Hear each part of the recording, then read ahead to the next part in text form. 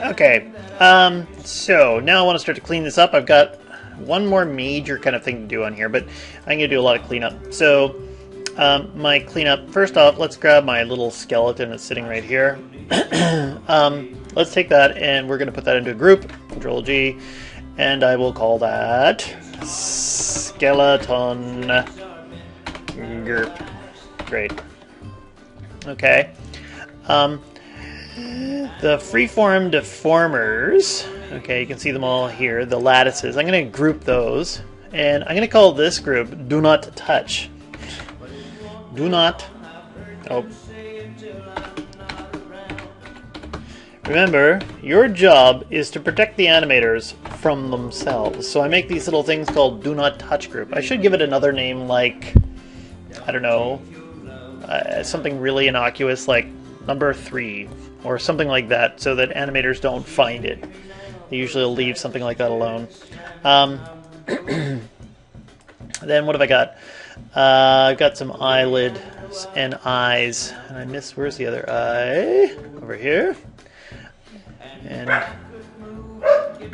oh, that's a control there. Okay, I'm going to take those pieces of geometry and I'm going to group those, and I'm going to call this group geo_group.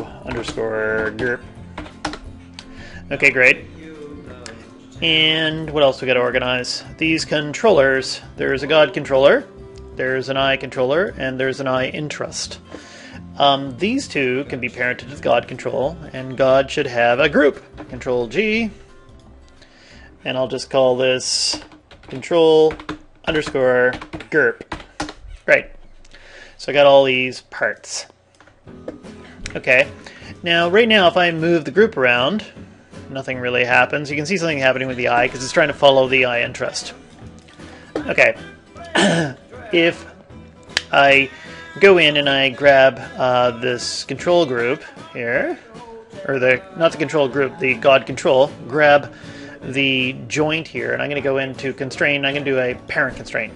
So now whenever I grab the controller by itself, it makes the joints move around. You'll also see that the geometry is not following properly. And so, this Do Not Touch group, if I grab the God controller here and I hold down Shift and I grab the Do Not Touch group and I go Constrain Parent. Now when I grab the control, it's going to move that along. We still got some problems with that eyeball. Okay, boop. So the eyeball, if I go in and I grab the God control, hold down Shift, and I grab the Geo group, now this is going to add another potential problem in here, but I'm going to go in and I'll do a Constrain, Parent Constraint. Now when I grab this and I move it, now we're getting a weird double transform, okay? Because somehow these shapes are inheriting double the amount of information, particularly right now because of the eyelids are bound to the joints. So that causes a problem here. I'm just going to undo. And what I could do is I could grab, say, the eyelid, and if I go into the options here, and I look in the transform node, there's a thing that says inherit transform. So if I turn that off, and I grab this, it's fine. Okay? So the group is pushing those other objects around, and that one isn't. And if I take this one and I do the same thing, I find the eyelid here, and I hit inherit transform, and I turn that off. Now when I move it, everything's happy times. Okay, great. And I should double check too. I should rotate. Anything falling out of line? Not really. Do I see wobbling? Sometimes I might see some warpling in here with the eye aim constraint. And if it is, then I have to explain a whole lot more stuff, and I don't want to do that right now. I'm just going to take that lattice and hide it so it isn't distracting. I don't even need to see my joints no more. Everything follows along. La la la la la la la. Okay, now, actually I'm going to bring back that lattice for 1 minute here. Hide this, hide the joints. Hide the joints, the police are coming. So, what I want to do with this lattice is there's one last little weird little nitpicky thing. What are we at? 4:45? I can do this. When I do this startle here, what happened? Where did the startle go? Did I delete one of those things? I'll come back to that. I'm not sure what just happened to the startle response. Take this and I zero it. Startle? Did I not hook that up? Okay, somehow I must have got rid of a keyframe on that thing. I thought I did a set-driven key for this thing already. Anyway, we'll leave it as it's good. The thing is, when I do a blink, whoop, okay, so I got a blink. My blink's still there. Yeah. What I'd like is I'd like the eyelids to just kind of squish together, and I like them to push out a little bit, okay? Because that's typically what happens. When the eyes close, they get a little bit fatter right around here and a little bit in the other places too. But I can't really seem to achieve that right here.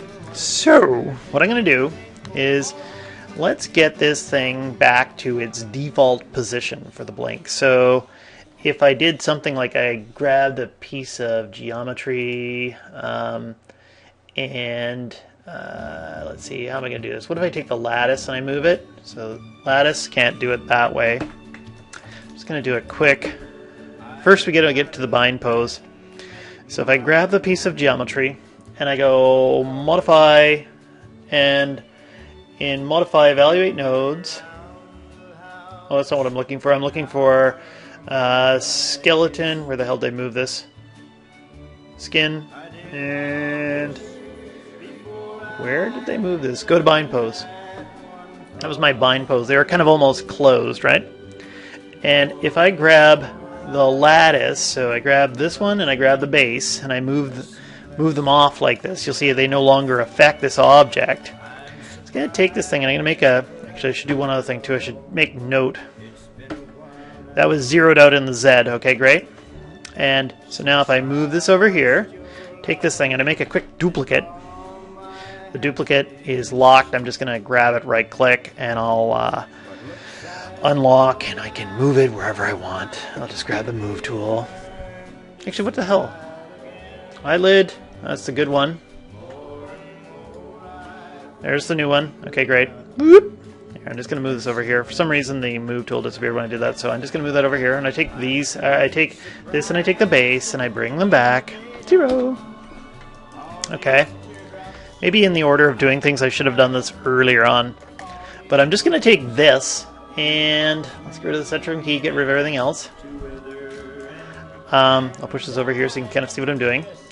I'm just going to go here and let's see, if I go in and I grab this face and double-click to this face, and double-click to that face. Okay, good, good, good. And I'm just going to switch that to vertices, and I'm going to use my Move Normal tool, and I've got a bit of soft selection on. Okay, so I just move them out just ever so much. Maybe I should make the soft selection a bit bigger, see what that does. Let's go up big and see what happens, and I can say whether or not I like it or not. Okay, great. Good. I could style this up a bit more. I could take this area here, and I could say, well, you know, this would probably look a bit better if I went back over here into polygons. What time are we at? 825. I just go in here to edit mesh. I keep forgetting where the hell they put this thing. This really bothers me. Sculpt geometry tool, and I can just go in and there, smooth this stuff down and do all this crap. Okay, great. Whatever. Yeah. Okay, good, good, good. Whatever. I can spend a bit of time on that and relax it out perfectly. But that's good enough for me. Now I'm going to take this, and I'm going to take that. And I should probably name things properly. Eyelid 1, we'll call this Squash. Something like that, so I know what the hell it is. If I select this, and I select that, the other eyelid, and then I've selected this one last, and if I go to Animation, and I go in here to Create Deformers, and I create a blend shape, and we're going to call this EyeLidSquash. Okay, something like that. And I might even go and put an underscore blend, something like that, because otherwise I get confused if it's just called EyeSquash. I've got an EyeSquash. If I take a look, there's the blend. And now, whoop!